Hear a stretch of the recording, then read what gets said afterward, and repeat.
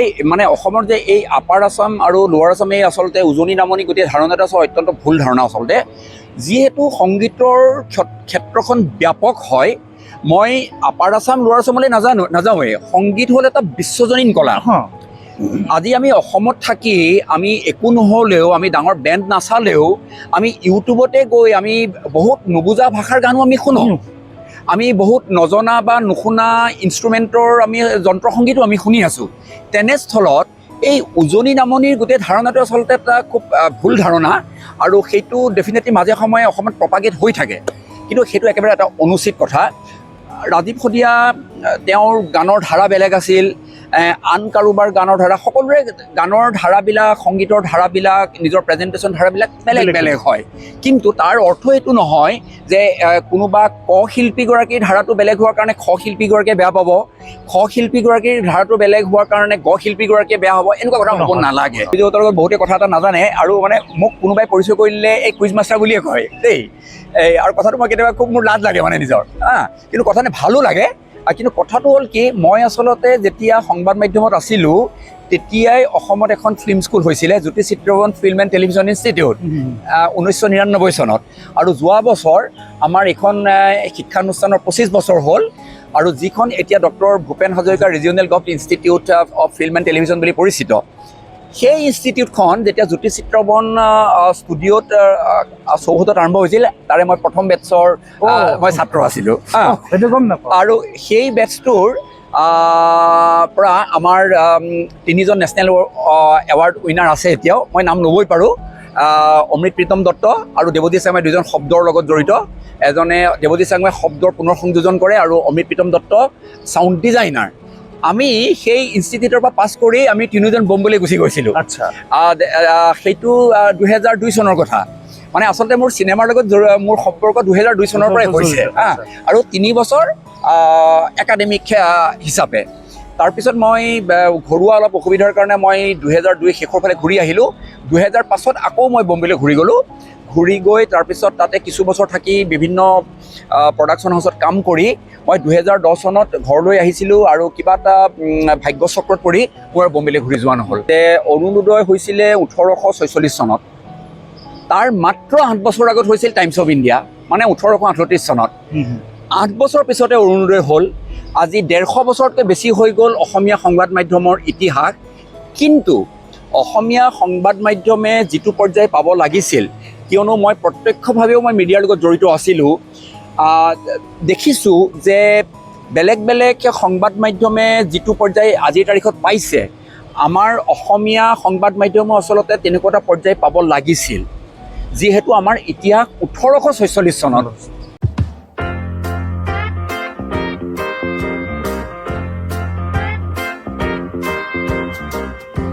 স্কুলত থাকোঁতে কুইজ কৰাৰ এটা খুব চখ আছিলে। গুৱাহাটীৰ য'তেই কুইজ নহওক পাৰ্টিচিপেট কৰিছিলোঁ, কেতিয়াবা জিকিছিলোঁ, প্ৰায় এবাৰ হাৰিছিলোঁ। সেইখিনি সময়ত দূৰদৰ্শনে আছিলে DD1 আৰু DD2। DD2ত নীল অ'ব্ৰেইন, তেওঁৰ পুতেক বেৰী অ'ব্ৰেইন আৰু ডেৰেক অ'ব্ৰেইনে এটা কুইজ শ্ব' হোষ্ট কৰিছিলে। সেইটো চাই খুব ভাল লাগিছিলে। সময় প্ৰকাৰৰ লগে লগে কুইজ কণ্ডাক্ট কৰাৰ ষ্টাইলো বদলি গ'ল। আগতে আমুক দেশৰ ৰাজধানী কি, আমুক জেগাৰ ৰাষ্ট্ৰপতি কোন, সেইবোৰহে প্ৰশ্ন আছিলে। তাৰে পিছত প্ৰশ্নবোৰ অলপ টেকনিকেল হ'ল, আৰু আজি কুইজ মাষ্টাৰ এটা খুব সন্মানীয় প্ৰফেশ্যন। নমস্কাৰ, মই পাৰ্থ। কেণ্ডিডেট পাৰ্থৰ আন এটি খণ্ডলৈকে আপোনালোক সকলোকে আদৰিছোঁ। আজি মোৰ লগত আছে ৰাজীৱ ফুকন দাদা। ৰাজীৱ দা আছাম নহয়, গোটেই নৰ্থ ইষ্টৰ কুইজ ছেক্টৰৰ এজন খুব সন্মানীয় ব্যক্তি, সন্মানীয় নাম। তেওঁ কুইজ শ্ব' কণ্ডাক্ট কৰে, তেওঁ মিডিয়াৰ লগতো জড়িত। তেওঁ এতিয়া বৰ্তমান আমাৰ যিটো বোলছবি জগত বা আমাৰ সংগীত জগত, তাৰ লগতো জড়িত। তেওঁৰ পৰা কথা পাতিম অকণমান বেছিকৈ কুইজৰ বিষয়ে, অকণমান চিনেমাৰ বিষয়ে, অকণমান তেওঁৰ জীৱনৰ বিষয়ে। ৰাজীৱ দা, ৱেলকাম টু মাই শ্ব'। ধন্যবাদ পাৰ্থ, তোমাৰ এই অনুষ্ঠানত আহি উপস্থিত হ'বলৈ পাই, আৰু তোমাৰ লগত কিছু সময় অতিবাহিত কৰিবলৈ পাই আৰু অতিবাহিত কৰিবলৈ আহিছোঁ, অলেখ তোমাক মই ধন্যবাদ জনাইছোঁ। আৰু তোমাৰ এই বিশেষ অনুষ্ঠানটো আৰু আগবাঢ়ি যাওক, সেইটোৱে কামনা কৰিলোঁ অনুষ্ঠানৰ প্ৰাৰম্ভতে। ধন্যবাদ ৰাজীৱ। ৰাজীৱ দা, যিহেতু মই কুইজৰ কথা একদম আৰম্ভণিতে ক'লো, আপুনি কুইজৰ লগত জড়িত, কওকচোন আপুনি কেতিয়াৰ পৰা কুইজৰ লগত জড়িত হ'ল, আৰু এই যিখিনি চেঞ্জেছ আহিছে হয়। আপুনি ষ্টাৰ্ট কৰিলে আৰু বৰ্তমান হয়। এই চেঞ্জেছখিনিৰ বিষয়ে অকণমান আমাৰ দৰ্শকক যদি ঠিক মোৰ কুইজৰ জীৱনটো আৰম্ভ হৈছিলে কুইজৰ লগত মোৰ সম্পৰ্ক কুইজৰ লগত মোৰ পৰিচয় মোৰ স্কুলত থাকোঁতেই সেইটো লেট 80s বুলিয়ে ক'ব লাগিব তেতিয়া মই যোৰহাটৰ বাল্যভৱনত পঢ়ি থাকোঁ আৰু প্ৰথমবাৰ যিখন কুইজ প্ৰতিযোগিতাত অংশগ্ৰহণ কৰিছিলোঁ মোৰ এতিয়া স্পষ্টভাৱে মোৰ মনত আছে তেতিয়া আমি প্ৰথমখন প্ৰতিযোগিতাত স্বাভাৱিকতে হাৰিছিলোঁ তাৰপিছত সেইবাৰ হৰাৰ পিছত তাৰ পৰৱৰ্তী বাৰত যিবিলাক প্ৰশ্ন আহে সেই প্ৰশ্নবিলাকৰ প্ৰতি এটা বিশেষ ধৰণৰ মনোযোগ দি কুইজ মাষ্টাৰে কেনেকুৱা ধৰণৰ প্ৰশ্ন সুধিব পাৰে আৰু তুমি যেতিয়া কৈছা যে প্ৰথমতে দেশৰ ৰাজধানী currency name of the author কিতাপৰ লিখক কোন ৰাষ্ট্ৰপতি কোন প্ৰধানমন্ত্ৰী কোন এই ধৰণে আছিল একজেক্টলি তেনেকুৱা ধৰণে আছিল আৰু মই জীৱনত প্ৰথমবাৰ কুইজ কৰিবলৈ যিখন কিতাপ পঢ়িছিলোঁ এখন বৰ অদ্ভুত ধৰণৰ কিতাপখনৰ নাম আছিলে ইংৰাজী শিকোৱা হওক 30 দিনত কিয় তাৰ পিছফালে লিখা আছিল country and capital country and currency books and authors সেইখিনিয়ে মোৰ প্ৰথম পঢ়াৰ সমল আছিল আৰু তাৰ দ্বিতীয়বাৰ যেতিয়া স্কুলৰ প্ৰতিযোগিতাত অৱতীৰ্ণ হ'লোঁ তেতিয়া সেই তাৰ পৰাই আনচাৰ দি পেলাই পঢ়ি আনচাৰ দি পেলাই দ্বিতীয় স্থান বা তৃতীয় স্থান এনেকুৱা এটা কিবা পাইছিলোঁ মই এতিয়ালৈকে পাহৰি গ'লোঁ সেয়ে আছিল মোৰ কুইজৰ আৰম্ভণি আপুনি স্কুলৰ পৰা কুইজত পাৰ্টিচিপেট কৰা আৰম্ভ কৰিলে সময় বগাৰৰ লগে লগে আপুনি নিজে কুইজ শ্ব'জ কণ্ডাক্ট কৰা ষ্টাৰ্ট হয় এই from being a participant to a conductor এই যিটো ট্ৰানজিশ্যন যিটো জাৰ্ণি হ'ল হয় সেইটোৰ বিষয়ে অলপমান কওক হয় তাৰপিছত মই কুইজৰ পৰা স্কুলত পৰা আৰম্ভ কৰি কলেজলৈকে গ'লোঁ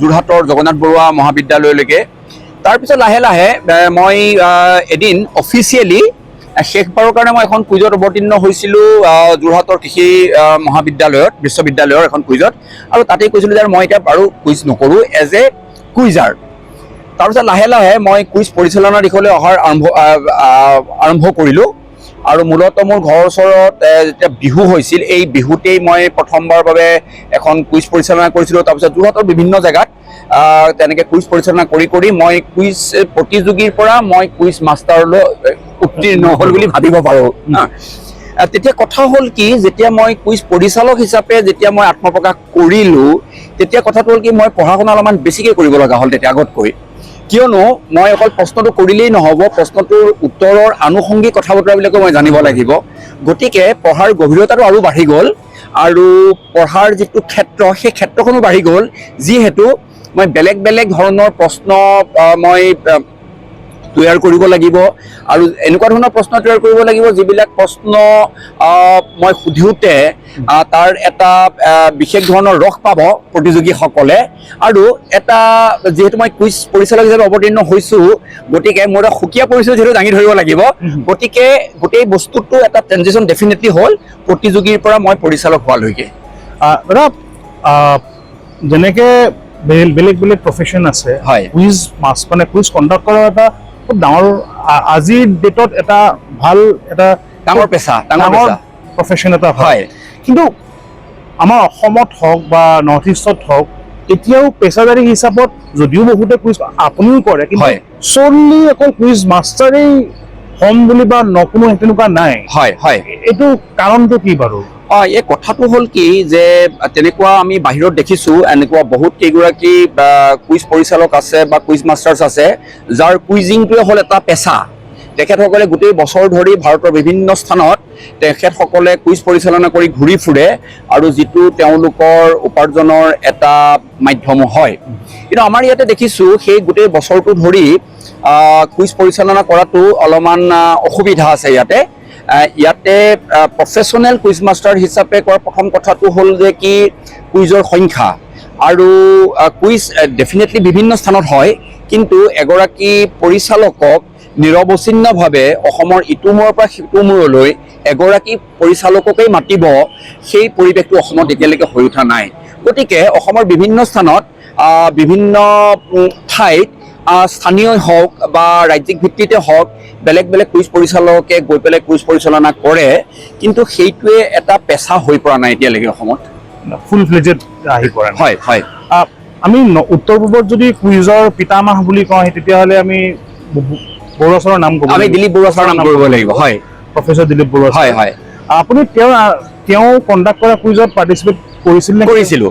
দিলীপ বৰুৱা ছাৰক মই প্ৰথমবাৰৰ বাবে মই লগ পাইছিলোঁ সোণাৰীত এখন কুইজ হৈছিলে, সেইটো প্ৰায় ৮০ দশকৰ শেষৰ ফালে, ৰংমন সোঁৱৰণি কুইজ, বিখ্যাত ৰংমন যে চিৰিজটো আছে আমাৰ, সেই সোঁৱৰণি তেওঁলোকৰ এটা মানে ফ্ৰেণ্ড চাৰ্কুল আছিলে, তাৰে দুজনৰ নাম মই ল'বই পাৰোঁ, ভাস্কৰ বৰগোহাঁই আৰু ভাস্কৰ কোঁৱৰ, দিব্য কোঁৱৰ, এই দুজনে আছিল, আৰু তেনেকুৱা আৰু বহুত কেইজন আছিল, কিন্তু এওঁলোক দুজনৰ নাম মোৰ মনত থাকি গ'ল।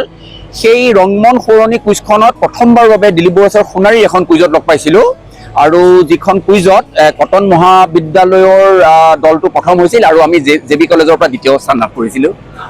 দাদা মই পাৰ্টিচিপেট কৰোঁতে আমাৰ এনেকুৱা আছিলে, যেতিয়া এটা দল বাৰে বাৰে জিকিব, ধৰক গুৱাহাটীত 10খন কুইজ কম্পিটিশ্যনত তেওঁ জিকিলে, আৰু প্ৰায় একেজনেই কুইজ মাষ্টাৰ থাকে, হয় এনেকুৱা ধৰণৰ এলিগেশ্যন আহে যে এই টিমটোক এইজন কুইজ মাষ্টাৰে বেছি ভাল পায় কাৰণে সহজ প্ৰশ্ন দিয়ে। হয়, আপুনি নিজেও কুইজ কণ্ডাক্ট কৰে, হয় হয় হয় এনেকুৱা কিবা থাকে নেকি কোনোবা এটা টিমৰ প্ৰতি অকণমান মানে উইকনেছ বা? নাই, তেনেকুৱা কথাটো নহয়। আচলতে কথাটো এনেকুৱা যে এজন যদি তুমি এগৰাকী ব্যক্তি বিশেষ কুইজ মাষ্টাৰৰ বা কুইজ পৰিচালকৰ যদি তুমি কিছু কুইজ কৰা, ধৰি লোৱা তুমি 10খন কুইজ কৰিলা, 10খন কুইজ কৰিলে তুমি গম পাবা যে তেখেতৰ প্ৰশ্নৰ ধৰণ কৰণবিলাক কেনেকুৱা, তেখেতৰ প্ৰশ্নৰ চ'ৰ্চবিলাক কেনেকুৱা হ'ব পাৰে। গতিকে তুমি প্ৰথম এখন বা দুখনত তুমি অৱতীৰ্ণ হোৱাৰ পিছত বাকীখিনি যেতিয়া তেওঁৰ চ'ৰ্চ, তেওঁৰ পেটাৰ্ণ যেতিয়া গম পাই যাবা, তেতিয়া তেখেতৰ প্ৰশ্নৰ সন্মুখীন হোৱাটো সহজ হৈ পৰে। কথাটো আচলতে সেইটোহে। আচ্ছা, আপুনি ক'লে যে আপুনি এখন কুইজ কণ্ডাক্ট কৰাৰ আগতে প্ৰিপাৰেশ্যন চলাই, চ' ডেফিনেটলি চবৰে এটা ছিগনেচাৰ ষ্টাইল থাকে। হয় হয় হয়। আপোনাৰ ছিগনেচাৰ ষ্টাইলটোক আপুনি কেনেকৈ ডিফাইন কৰিব? কথাটো হ'ল কি, প্ৰশ্ন সোধা আৰু প্ৰশ্নটো সোধাৰ পিছত উত্তৰ পোৱাটোৱে কুইজৰ শেষ কথা নহয়। এই যে প্ৰায় 2 ঘণ্টামান সময় ধৰি যে প্ৰশ্ন আৰু উত্তৰৰ যে এটা এখন মানসিক যুদ্ধ হৈ থাকে মঞ্চত, সেই বস্তুটো আকৰ্ষণীয় কৰি তুলিবলৈ কুইজ মাষ্টাৰৰ কিছুমান ট্ৰেইট থাকে। মই ভাবোঁ যে সেই বেলেগ বেলেগ পৰিচালকৰ বেলেগ বেলেগ ধৰণৰ কেৰেক্টাৰিষ্টিক ডেফিনেটলি থাকে। মোৰো হয়তো আছে অকণমান ধেমেলীয়া কিছু মুহূৰ্তৰ সৃষ্টি কৰাটো, হয়তো মই তেনেকেই কৰোঁ, আৰু যিসকলে মোৰ কুইজত অংশগ্ৰহণ কৰিছে তেওঁলোকে জানে যে অলপমান কিছু ধেমালি, কিছু ছাছপেন্স উত্তৰটো দিয়াৰ সময়ত মই অলপমান তেনেকুৱা ধৰণৰ এটা পৰিৱেশ এটা সৃষ্টি কৰাৰ চেষ্টা কৰোঁ। দাদা, কুইজৰ কথা পাতিলোঁ, আপোনাৰ এতিয়া আৰু দুটামান দিশৰ বিষয়ে পাতিব লাগিব কথা। হয়, আপুনি অলপ কম সময়ৰ কাৰণে হ'লেও মাছ মিডিয়া ষ্টুডেণ্টৰ লগত আপুনি হয় একদম স্বতঃস্ফূৰ্তভাৱে জড়িত হৈ আছে। হয় হয় হয়, আপুনি ধৰক মিডিয়াৰ চিনটো আমাৰ দেখিছোঁ। হয়, বৰ্তমান সময়ত আপুনি কি ভাবে যে আমাৰ অসমৰ যিটো মিডিয়া ইণ্ডাষ্ট্ৰী আছে, হয়, এইটো এটা মানে পজিটিভ ৱেত গৈ আছে নে ইয়াত আৰু আমি অকণমান ইম্প্ৰুভ কৰিব লগা আৰু বহুত বাট আছে? ইম্প্ৰুভ কৰিবলগীয়া বাটটো ইমান বেছি আচলতে মানে মই কি ক'ম যে ইমান বেছি সুযোগ আছে। আৰু পাৰ্থ, চোৱা, কথাটো এনেকুৱা যে অৰুণোদয় হৈছিলে 1846 চনত, তাৰ মাত্ৰ 8 বছৰ আগত হৈছিল টাইমছ অফ ইণ্ডিয়া, মানে 1838 চনত। 8 বছৰ পিছতে অৰুণোদয় হ'ল। আজি 150 বছৰতকৈ বেছি হৈ গ'ল অসমীয়া সংবাদ মাধ্যমৰ ইতিহাস, কিন্তু অসমীয়া সংবাদ মাধ্যমে যিটো পৰ্যায় পাব লাগিছিল, কিয়নো মই প্ৰত্যক্ষভাৱেও মই মিডিয়াৰ লগত জড়িত আছিলোঁ, দেখিছোঁ যে বেলেগ বেলেগ সংবাদ মাধ্যমে যিটো পৰ্যায় আজিৰ তাৰিখত পাইছে, আমাৰ অসমীয়া সংবাদ মাধ্যমে আচলতে তেনেকুৱা এটা পৰ্যায় পাব লাগিছিল, যিহেতু আমাৰ ইতিহাস 1846 চনত। পৃথিৱীৰ বহুত ডাঙৰ ডাঙৰ বাতৰি কাকতো সেই সময়তেই কিন্তু প্ৰকাশ হৈছিল। তো তেনেস্থলত যদিও আমাৰ এইটো এটা ৰিজনেল লেংগুৱেজৰ সংবাদ মাধ্যম হয়, তৎসত্ত্বেও বিভিন্ন কাৰ্যকলাপ, ইয়াৰ বিভিন্ন পদ্ধতি, ইয়াৰ ফাংচনিং সকলোবিলাক কিন্তু এটা নেক্সট লেভেল বুলি আমি যিটো কওঁ, সেই পৰ্যায়টো পাব লাগিছিল। কিন্তু আমি দেখা পাইছোঁ যে আমাৰ কাৰবাৰখিনি ইমান সীমিত হৈ আছে এতিয়াও, আমি এটা হয়তো নিৰ্দিষ্ট বৃত্তৰ পৰা হয়তো বাহিৰলৈ এতিয়ালৈকে ওলাব পৰা নাই।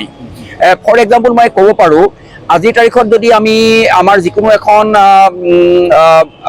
বাতৰি কাকতলৈ চাওঁ, তাত যদি আমি দেখা পাওঁ যে কোনোবা আমাৰ বৈদেশিক বিভাগৰ সম্পাদক আছে নেকি? নাই। আমাৰ সৰহভাগ যদি আমি ক্ৰীড়াংগনলৈ যাওঁ, দেখা পাওঁ যে যদি ভাৰততে হৈ থকা এখন টেষ্ট মেচটো আমাৰ সাংবাদিকে কভাৰ কৰা নাই গৈ, গুৱাহাটীত হৈছে এইটো এটা বেলেগ কথা, বা চেগা চুৰুকাকৈ হয়তো গৈছে, অলিম্পিক বা বিশ্বকাপো হয়তো গৈছে, কিন্তু সেইটো চেগা চুৰুকা বুলি আমি ক'ব পাৰোঁ। কথাটো হ'ল কি, এতিয়া সংবাদ মাধ্যমৰ গোটেই পৰিসৰটো ইমান বাঢ়ি গৈছে, সেই অনুসৰি আমাৰ সংবাদ মাধ্যমৰ পৰিসৰটো যিমান বৃদ্ধি হ'ব লাগিছিল আৰু যিমান পেছাগত হ'ব লাগিছিল, যিমান প্ৰফেচনেল হ'ব লাগিছিল, সিমানকে বস্তুটো বৰ্ধন হৈছে বুলি মোৰ ব্যক্তিগতভাৱে অনুভৱ নহয়। মানে ইয়াত কৰিব লগা আৰু যথেষ্টখিনি আছে। এতিয়া মই এটা সাধাৰণ উদাহৰণ দিওঁ। আজিৰ তাৰিখত আমাৰ সংবাদ মাধ্যমৰ যিটো মাননি, যিটো তেওঁলোকৰ প্ৰফেচনেল ফিজ বুলি আমি যিটো ক'বলৈ যাওঁ, সেই বস্তুটো মোৰ বিভিন্ন সংবাদ মাধ্যমত জড়িত বিভিন্ন বন্ধু বান্ধৱে কয় যে এনেকৈ আৰু আমি কেনেকৈ চলিম। তেওঁলোকে এনেকুৱা ধৰণৰ কিছুমান সংখ্যাৰ দৰমহাৰ কথা কয়, যিটো আজিৰ তাৰিখত সেই দৰমহাটোৱে এটা জীৱন, এটা পৰিয়াল চলিব পৰাটো অত্যন্ত কঠিন। কিছু ক্ষেত্ৰত হয়তো কথাটো অলপ বেলেগ হ'ব পাৰে, কিন্তু মই ভাবোঁ ব্যক্তিগতভাৱে, আৰু যিহেতু মোৰ বিভিন্ন হাউচত মোৰ বন্ধু বান্ধৱ আছে, তেওঁলোকৰ পৰাই গম পাওঁ যে জীৱনটো কিন্তু কিছু কঠিন আমাৰ সংবাদ মাধ্যমত। শেহতীয়াকৈ আপুনি অসমীয়া ছবি জগতৰ লগতো সাঙুৰ খাই পৰিছে। হয়। কওকচোন যে কুইজৰ পৰা গৈ সংবাদ মাধ্যমৰ পৰা গৈ পেলাই ছবি জগতৰ লগত বা আমাৰ সংগীত জগতৰ লগত, সেইটোৰ বিষয়ে পাছত আহিম, সংগীতৰ বিষয়ে। আগতে ছবি জগতৰ লগত কেনেকে, আচলতে কি হয় পাৰ্থ, ছবি জগতৰ লগত বহুতে কথা এটা নাজানে, আৰু মানে মোক কোনোবাই পৰিচয় কৰি দিলে এই কুইজ মাষ্টাৰ বুলিয়ে কয় দেই। আৰু কথাটো মই কেতিয়াবা খুব মোৰ লাজ লাগে মানে নিজৰ, কিন্তু কথা ভালো লাগে। কিন্তু কথাটো হ'ল কি, মই আচলতে যেতিয়া সংবাদ মাধ্যমত আছিলোঁ, তেতিয়াই অসমত এখন ফিল্ম স্কুল হৈছিলে, Jyoti Chitraban film and television institute, 1999 চনত। আৰু যোৱা বছৰ আমাৰ এইখন শিক্ষানুষ্ঠানৰ 25 বছৰ হ'ল, আৰু যিখন এতিয়া doctor Bhupen Hazarika regional government institute of film and television বুলি পৰিচিত, সেই ইনষ্টিটিউটখন যেতিয়া জ্যোতি চিত্ৰবন ষ্টুডিঅ'ত চৌহদত আৰম্ভ হৈছিল, তাৰে মই প্ৰথম বেটছৰ মই ছাত্ৰ আছিলোঁ। আৰু সেই বেটছটোৰ পৰা আমাৰ 3জন নেশ্যনেল এৱাৰ্ড উইনাৰ আছে এতিয়াও, মই নাম ল'বই পাৰোঁ। অমৃত প্ৰীতম দত্ত আৰু দেৱজী শৰ্মাই 2জন শব্দৰ লগত জড়িত। এজনে দেৱজী শৰ্মাই শব্দ পুনৰ সংযোজন কৰে, আৰু অমৃত প্ৰীতম দত্ত চাউণ্ড ডিজাইনাৰ। আমি সেই ইনষ্টিটিউটৰ পৰা পাছ কৰি আমি 3জন বম্বেলৈ গুচি গৈছিলোঁ। আচ্ছা, সেইটো 2002 চনৰ কথা। মানে আচলতে মোৰ চিনেমাৰ লগত মোৰ সম্পৰ্ক 2002 চনৰ পৰাই হৈছে, আৰু 3 বছৰ একাডেমিক হিচাপে। তাৰপিছত মই ঘৰুৱা অলপ অসুবিধাৰ কাৰণে মই 2002 শেষৰ ফালে ঘূৰি আহিলোঁ। 2005 আকৌ মই বম্বেলৈ ঘূৰি গ'লোঁ। ঘূৰি গৈ তাৰপিছত তাতে কিছু বছৰ থাকি বিভিন্ন প্ৰডাকশ্যন হাউচত কাম কৰি মই 2010 চনত ঘৰলৈ আহিছিলোঁ, আৰু কিবা এটা ভাগ্যচক্ৰত পৰি মোৰ বম্বেলৈ ঘূৰি যোৱা নহ'ল। চিনেমাৰ লগত সম্পৰ্ক কিন্তু মোৰ তেতিয়াৰ পৰাই। মানে এইটো কয় নহয় যে ৰিচাৰ্চ ইজ ভেৰি ইম্পৰ্টেণ্ট, মোৰ আজি মানে ৰিচাৰ্চ নাছিলে। নাই, কোনো কথা নাই। আচ্ছা দাদা, আপুনি এখন হেৰিৰ লগত কাম কৰি থাকে, আপুনি ইণ্ডাষ্ট্ৰিটোক ওচৰৰ পৰা দেখিছে। হয়, আমি যে কৈ থাকোঁ অসমীয়া ফিল্ম ইণ্ডাষ্ট্ৰি, হয়, মই ভাবোঁ ইণ্ডাষ্ট্ৰি নাই। মানে আপুনি মোৰ ভাৱৰ লগত একমত নে, আপোনাৰ কিবা দ্বিমত কৰিবলৈ কিবা নাই? পাৰ্থ, মই একদম একমত। আৰু আমি যিটো ইণ্ডাষ্ট্ৰি বুলি কওঁ, আচলতে ইণ্ডাষ্ট্ৰি বুলি কি হয়, প্ৰতিটো ক্ষেত্ৰতে কিছুমান নৰ্মছ থাকিব। এতিয়া আমি বম্বে ইণ্ডাষ্ট্ৰি বুলি কওঁ, আৰু বম্বে ইণ্ডাষ্ট্ৰিত মই 2-3টা ডাঙৰ প্ৰডাকশ্যন হাউচত কাম কৰি, মই যেনেকৈ প্ৰথম কামটো কৰিছিলোঁ ৰ'জ মুভিৰ অ'নাৰ হ'ল গল্ডি বেহেল, সোণালী বেণ্ডেৰ হাজবেণ্ড আৰু তেওঁৰ বায়েক। তাৰপিছত মই ইনফিনিটি ফিল্মছ বুলি এটা প্ৰডাকশ্যন হাউচত কৰিছিলোঁ। তাৰপিছত প্ৰীতিশ নন্দী কমিউনিকেশ্যনৰ এটা ছাবচিডিয়াৰী আছিল কেৰিলা ফ্লিক্স বুলি, তাত কৰিছিলোঁ। তাৰপিছত মই NFDC প্ৰজেক্টত কৰিছোঁ। তো এইখিনি কৰি বম্বেত বিভিন্ন প্ৰডাকশ্যনৰ লগত জড়িত হৈ মই দেখিছোঁ যে আচলতে বম্বেৰ চিনেমা শিল্পটোক কিয় ইণ্ডাষ্ট্ৰি বুলি কয়। যদি সেই দৃষ্টিভংগীৰে মই মুম্বাইৰ কথা বতৰাৰ লগত যদি অসমৰ কথা বতৰা যদি মই তুলনা কৰোঁ, তেতিয়া মই ক'ব পাৰিম যে আচলতে আমাৰ চিনেমা শিল্পৰ কথা বতৰাবিলাক কিয় আমি উদ্যোগ বুলি আমি ক'ব আচলতে নোৱাৰোঁ। কিয়নো উদ্যোগ বুলি ক'লে কিছুমান নিৰ্দিষ্ট নীতি নিয়ম, কিছুমান নিৰ্দিষ্ট কথা বতৰাৰ মাজেদি পাৰ হ'ব লাগিব, যিটো মই ইয়াতে আচলতে দেখা নাই। মই অসমলৈ ঘূৰি আহি 2খন অসমীয়া চিনেমাৰ মই কাৰ্যবাহী প্ৰযোজক হিচাপে মই কাম কৰিছিলোঁ, আৰু মই বিচাৰিছিলোঁ যে মই বম্বেৰ বস্তু যেনেকৈ শিকিছিলোঁ তেনেকৈ আহিও অসমৰ প্ৰজেক্টকেইটা মই তেনেকৈ কৰিব বিচাৰিছিলোঁ। কিন্তু মই দেখিলোঁ যে আমাৰ ইয়াতে সেই সুযোগ কিছু সীমিত হয়। গতিকে সেই দৃষ্টিভংগীৰে ক'ব পাৰোঁ যে আমি যদিও আমি ফিল্ম ইণ্ডাষ্ট্ৰী বুলি আমি প্ৰায়ে কওঁ বা আমি শুনিবলৈও পাওঁ, কিন্তু আচলতে ফিল্ম ইণ্ডাষ্ট্ৰী বুলি ক'ব পৰাকৈ আমাৰ কিছু কেৰেক্টাৰিষ্টিক কিন্তু আমি নাই বুলি ক'ব পাৰোঁ। আমি যেতিয়া এখন অসমীয়া চিনেমা যেতিয়া ৰিলিজ হোৱাৰ আগতে বিভিন্নজনে বিভিন্ন প্ৰকাৰে তাৰ প্ৰমোশ্যন চলায়, সেইটোলৈকে নাযাওঁ। কিন্তু চিনেমাখন ৰিলিজ হোৱাৰ পিছত যেতিয়া কালেকশ্যনছ নহয়, আমাৰ মানে সদায় এটা বস্তু আহে যে অসমত অসমীয়া চিনেমা নচলিলে কি চলিব, কথাটো হয়। কিন্তু যদি অসমীয়া চিনেমা নচলে, অসমীয়া চিনেমা যদি বেংগলত নচলে, কেৰেলাত নচলে, কিয় নচলে? মই এইটো আপুনি যিহেতু ইণ্ডাষ্ট্ৰীটোৰ লগত জড়িত, মই জানিব কিয় নচলে। নাই, কথাটো হ'ল কি, চিনেমা নচলে মানে মানুহে চিনেমা নাচায় কাৰণে চিনেমা নচলে, প্ৰাথমিক কথাটো সেইটোৱে। কথাটো হ'ল কি, আৰু এটা বস্তু আহি যায়, কিয় নাচায়? কথাটো হ'ল কি, এই যে চিনেমা চোৱা কথাটো কিন্তু এটা শিল্পৰে এটা অন্তৰ্গত কথা হয় কিন্তু দেই। এতিয়া মই দেখিছোঁ ভাৰতৰ বিভিন্ন জেগাত গৈ দেখিছোঁ, বিভিন্ন ফেষ্টিভেল মই ফেষ্টিভেললৈ গৈ পাইছোঁ, তাত দেখিছোঁ মানুহে কেনেকৈ চিনেমা চাবলৈ আহে। এই চিনেমা চাবলৈ অহা কথাটোৱে হ'ল যে চিনেমা শিল্পৰ প্ৰতি আমাৰ দৰ্শকৰ ধাৰণাটো আচলতে কি। এতিয়া কথাটো হ'ল কি, আমি কিছুমান চিনেমা চাবলৈ আমাৰ চিনেমা হলত নিশ্চিতভাৱে দৰ্শকৰ ভিৰ হয়, আৰু কিছুমান চিনেমা চাবলৈ আমাৰ দৰ্শকৰ ভিৰ নহয়, আৰু আমি সেইটোৱে কওঁ যে চিনেমাখন ফ্লপ হ'ল বা চিনেমাখন নচলিলে। এতিয়া কথাটো হ'ল কি, এই চিনেমা চোৱা কাৰবাৰটো, যে চিনেমা চোৱাৰ যিটো এটা শিল্প, ইটছ এন আৰ্ট। চিনেমা চোৱাটো এটা আৰ্ট হয়। এতিয়া চিনেমা চোৱাৰ আৰ্টটো কিন্তু মানুহে এডপ্ট কৰিব লাগিব, এইটো হ'ল ফাৰ্ষ্ট এণ্ড ফৰমষ্ট কথা। আৰু চিনেমাৰ যিটো এটা গতানুগতিক ধাৰণা, আমি যিটো কওঁ যে কমাৰ্চিয়েল চিনেমা, এণ্টাৰটেইনমেণ্ট এলিমেণ্ট আছে, ঘৰলৈ ঘূৰি আহি মনটো ভাল লগাবলৈ চিনেমা হললৈ যাব লাগে, য'ত আমি ৰস পাম। আচলতে চিনেমা চোৱাৰ ধাৰণাটো সেইটো হ'ব নালাগে। চিনেমা হ'ল এটা ৰসোত্তীৰ্ণ এটা কলা, অকল ৰস ল'বলৈকে মানুহে চিনেমা নাচায়। চিনেমা ইটছ এ থট প্ৰভকিং এটা আৰ্ট হয়। যেনেকৈ পেইণ্টিং চোৱাটো বা থিয়েটাৰ চোৱাটো বা নাটক চোৱাটো যেনেকুৱা ধৰণৰ এটা কলা দৰ্শন, চিনেমাটো এটা কিন্তু বিশেষ কলা দৰ্শনে হয়। ইয়াত আমি এই ৰস যে আমি যিটো কওঁ যে সৰ্বসাধাৰণ মানুহ যে ৰস ল'বলৈ যায়, চিনেমাৰ কিন্তু সেইটোৱে শেষ কথা নহয়।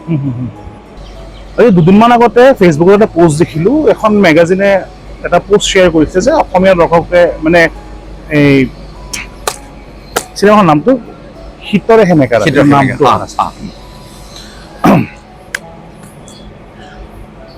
আজি দুদিনমান আগতে ফেচবুকত এটা পোষ্ট দেখিলোঁ, এখন মেগাজিনে এটা পোষ্ট শ্বেয়াৰ কৰিছে যে গোলাইচুৰ আৰু শীতৰে সেমেকা ৰাতি বুলি যি দুখন অসমীয়া চিনেমা ৰিলিজ পালে জানুৱাৰী মাহত, তাৰে গোলাইচুৰখন চাইছে, কিছুমান জেগাত চোৱা নাই, কিছুমান জেগাত চাইছে।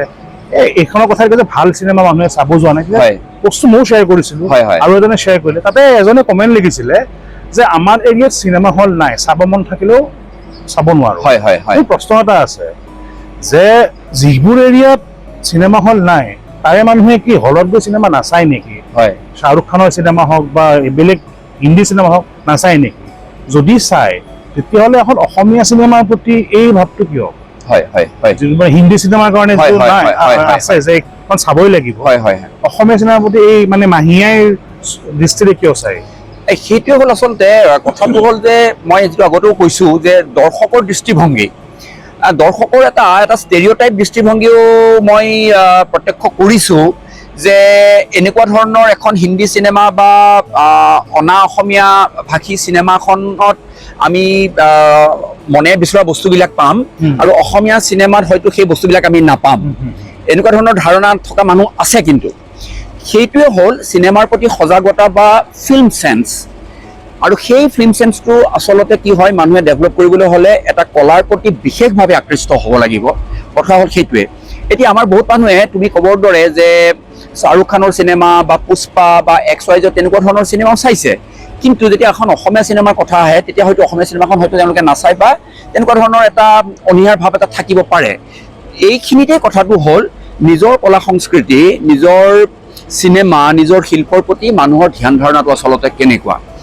আমি যদি বিদেশলৈ আমি নাযাওঁৱেই, আমি যদি ভাৰতৰ কথাই ধৰোঁ, মালয়ালম লোকসকলে কেৰেলাত ক'বলৈ গ'লে প্ৰতিটো চুবুৰীতেই চাগে তেওঁলোকৰ একোটাকৈ ফিল্ম ছ'চাইটি আছে, যাৰ কাৰণে সেই ফিল্ম ছ'চাইটিৰ যিবিলাক কাৰ্যকলাপ তাৰ জৰিয়তে সেই মানুহখিনিৰ চিনেমাৰ প্ৰতি এটা বিশেষ ধ্যান ধাৰণা গঢ় লৈ উঠে, যাৰ কাৰণে তেওঁলোকে চিনেমা অকল ৰসৰ কাৰণে চিনেমা চাবলৈ নাযায়, তেওঁলোকৰ চিনেমা দৰ্শন তেওঁলোকৰ এটা বেলেগ ধৰণৰ এটা কলাৰ সাধনা টাইপৰ কথা। ঠিক একেদৰে বংগতো যদি আমি যাওঁ তাতো দেখা পাওঁ যে তাতে চিনেমাৰ প্ৰতি মানুহৰ কি ধ্যান ধাৰণা। বংগৰ মানুহেতো চিনেমা বা ফিল্ম বুলি নকয়, বই বুলি কয়। আচৰিত কথা, কিয় বই বুলি কয়? তাৰ মানে এটা সময়ত বেংগলত কি হৈছিলে, বিখ্যাত উপন্যাসবিলাকৰ আধাৰত চিনেমা নিৰ্মাণ হৈছিল, যাৰ কাৰণে বই বুলি কয়। তাৰমানে ঠিক আছে, সেইটোৱে হ'ল চিনেমাৰ প্ৰতি মানুহৰ দৃষ্টিভংগী কেনেকুৱা। আপোনাৰ এই বস্তুটোৰ লগত মানে মোৰ আৰু এটা প্ৰশ্ন আহিলে মনত, যে যিটো আপুনি ক'লে যে বিখ্যাত উপন্যাসৰ ওপৰত চিনেমা হৈছে, আমাৰ অসমত চাগে কালজয়ী উপন্যাসবোৰৰ ওপৰত খুব কম চিনেমা নিৰ্মাণ কৰা হৈছে। ভৱেন শইকীয়া ছাৰৰ গল্পৰ বাহিৰে বা দুই এখন বাহিৰে হোৱা নাই। আৰু এটা কথা মানে যিটো আমি ক'লো যে দক্ষিণাত্যৰ চিনেমাৰ কথা ক'লো, তাতে এটা বস্তু দেখা যায়, they are very rooted to their own stories. Whereas আমাৰ অসমীয়া চিনেমাত আমি সদায় যিবোৰ আমাৰ কাহিনী আছে আমি সেইবোৰ বেলেগৰ পৰা ধাৰ কৰি আনিছোঁ।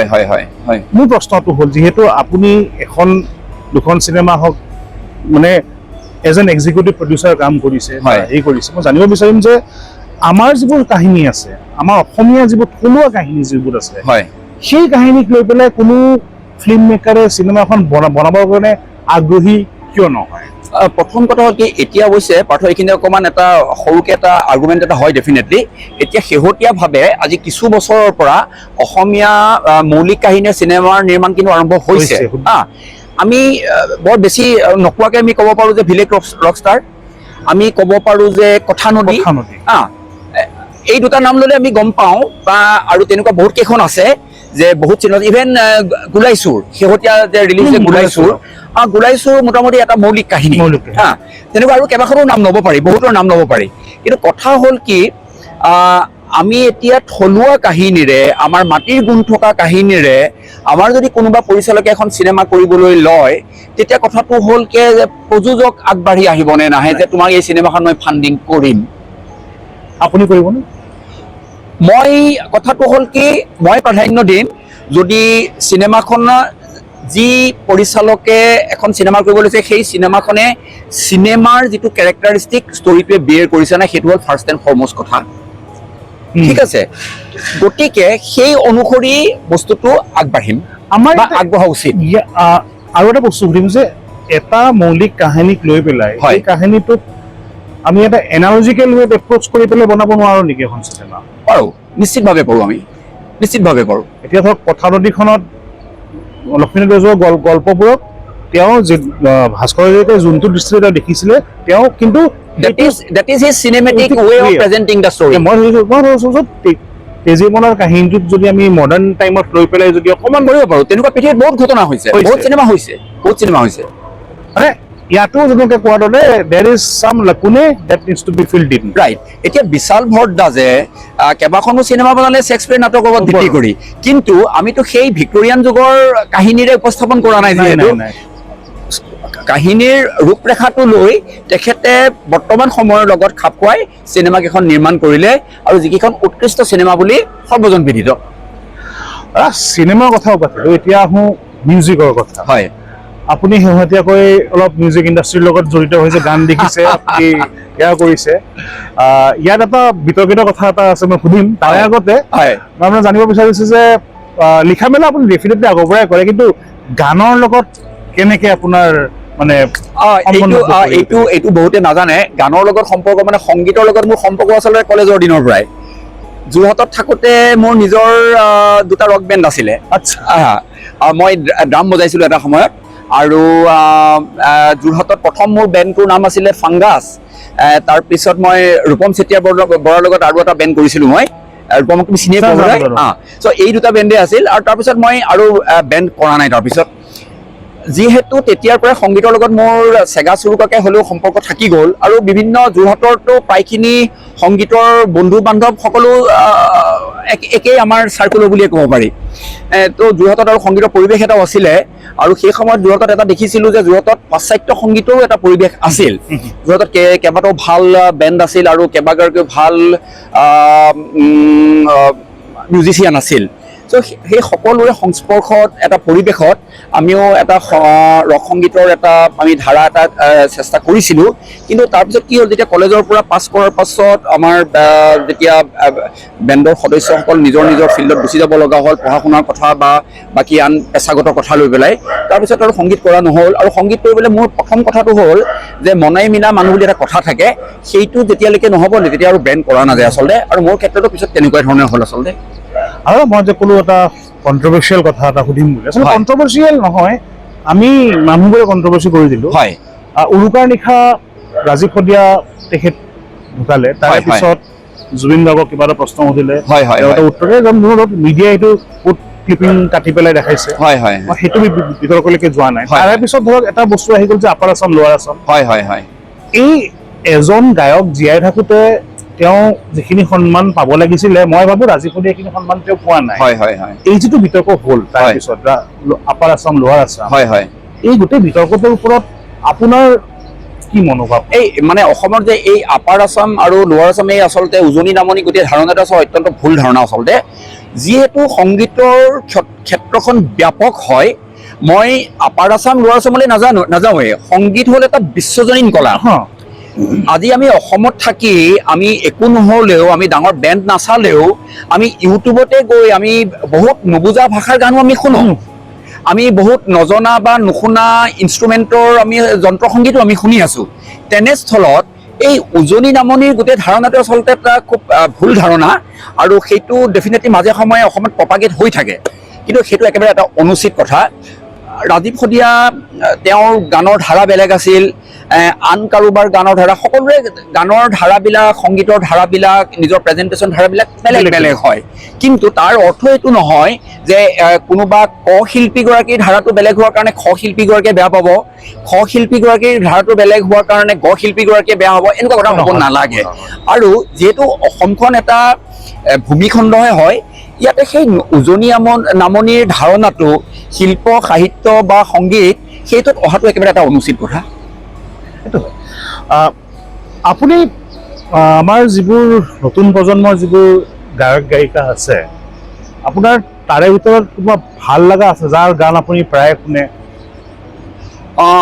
এইটো এটা কথা এটা আছে। এইটো কথাটো হ'ল এনেকুৱা যে মোৰ গান শুনাৰো এটা নিৰ্দিষ্ট ধ্যান ধাৰণাৰ মাজেৰে মই গান শুনো বা মই চিনেমা চাওঁ, সেইটো মই অকপতে মই স্বীকাৰ কৰোঁ।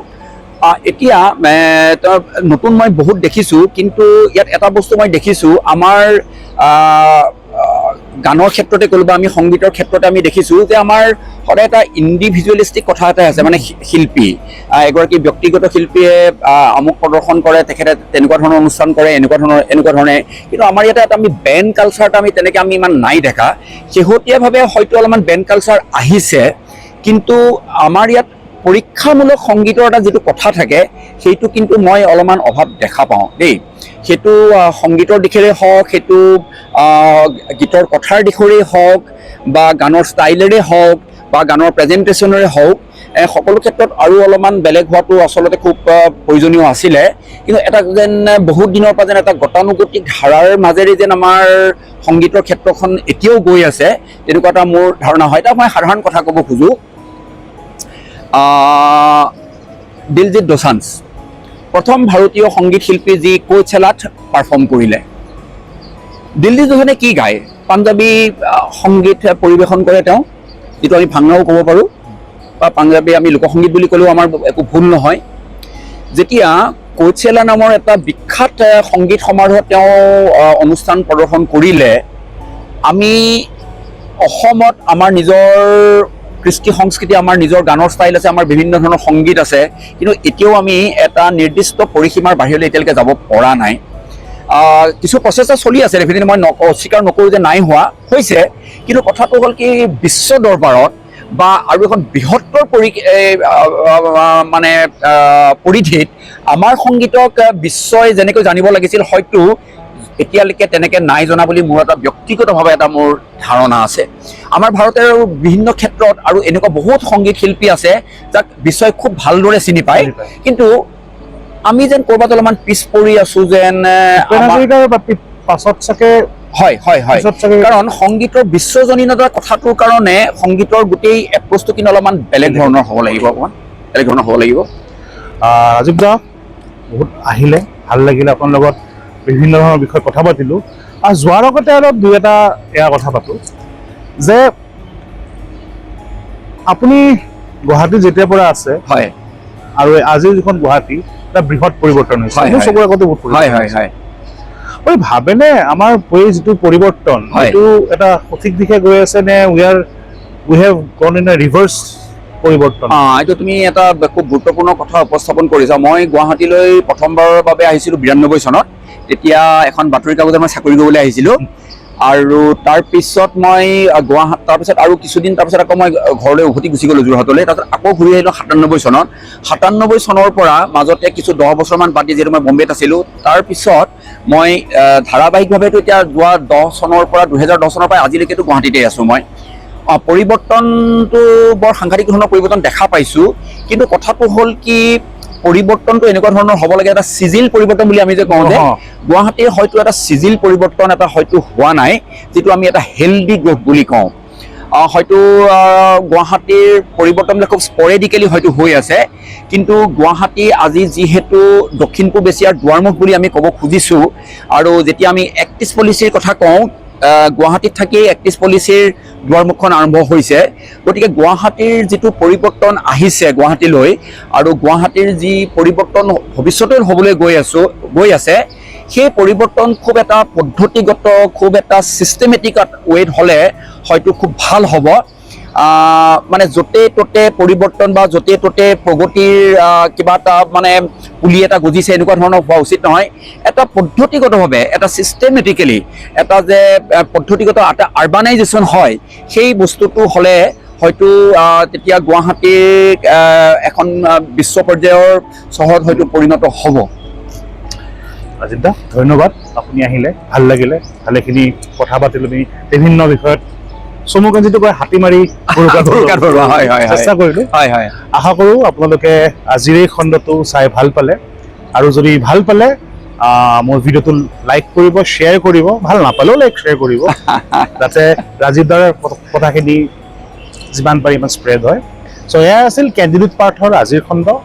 আকৌ লগ পাম কেণ্ডিডেট পাৰ্থত কোনোবা এজন বেলেগ অতিথিৰ লগত, তেওঁৰ লগত কথা পাতিম কিছুমান বেলেগ বিষয়। তেতিয়ালৈকে ভালে থাকিব, কুশলে থাকিব। ধন্যবাদ।